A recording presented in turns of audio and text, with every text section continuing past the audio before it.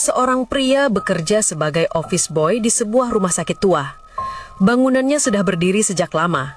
Lorong-lorongnya sempit, gelap, dan minim pencahayaan. Di beberapa bagian, cat dinding sudah mengelupas, menyisakan kesan usang yang tidak pernah benar-benar diperbaiki. Area kerjanya dekat ruang bersalin, kamar jenazah, hingga ruang isolasi.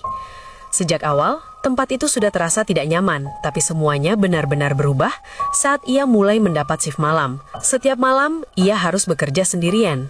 Tidak ada aktivitas, pasien berlalu lalang, hanya keheningan panjang. Namun di malam pertama, keheningan itu mulai terasa tidak wajar. Ia mendengar suara langkah kaki di lorong belakang, padahal ia yakin tidak ada siapa-siapa di sana. Disusul suara ketukan dari ruangan kosong, dan beberapa kali seperti ada yang memanggil namanya pelan.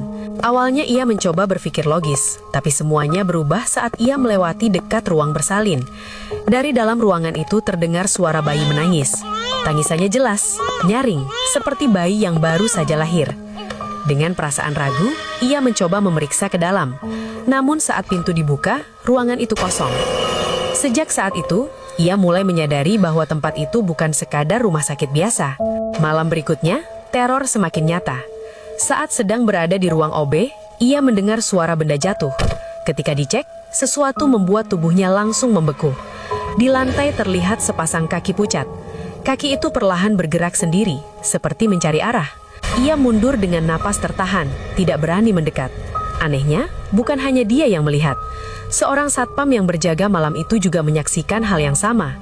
Setelah ditelusuri, barulah mereka mengetahui bahwa ruangan tersebut dulunya adalah ruang amputasi. Bahkan, tidak jauh dari situ terdapat tempat penyimpanan organ tubuh yang sebagian besar adalah kaki. Suatu malam, saat ia pergi ke kamar mandi, sesuatu yang lebih aneh terjadi.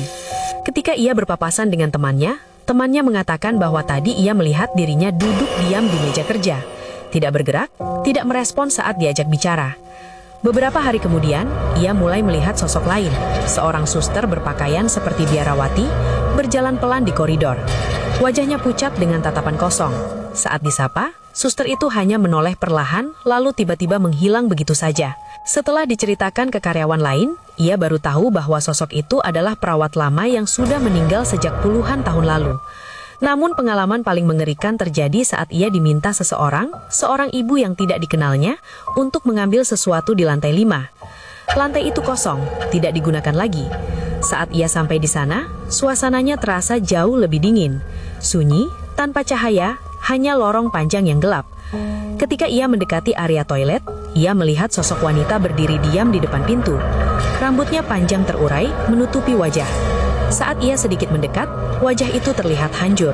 Tubuhnya langsung lemas. Ia teringat, selama ini ia sering membersihkan rambut-rambut panjang yang selalu muncul di toilet tanpa pernah tahu dari mana asalnya.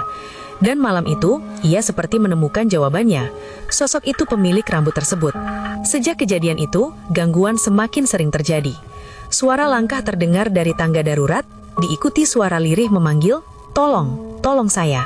Suara itu bergema, seperti berasal dari seseorang yang terjebak dan tidak pernah bisa keluar. Di dekat lift, ia kembali melihat sesuatu yang membuatnya hampir pingsan, kaki yang melayang di udara. Hingga suatu malam, bersama seorang satpam, ia menyaksikan kejadian yang tidak akan pernah ia lupakan seumur hidupnya. Saat pintu lift terbuka, terlihat sosok manusia menggantung di dalamnya. Dalam hitungan detik, sosok itu jatuh dari atas. Namun anehnya, sebelum menyentuh lantai, sosok itu menghilang begitu saja.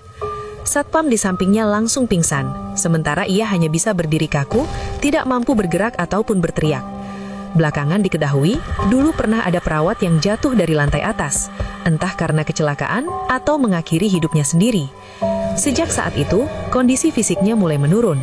Ia sering demam, mual, dan tidak bisa tidur. Setiap memejamkan mata, bayangan-bayangan itu terus muncul. Hingga akhirnya, ia harus dibawa ke orang pintar untuk dibersihkan. Tidak lama setelah itu, ia memutuskan untuk berhenti bekerja.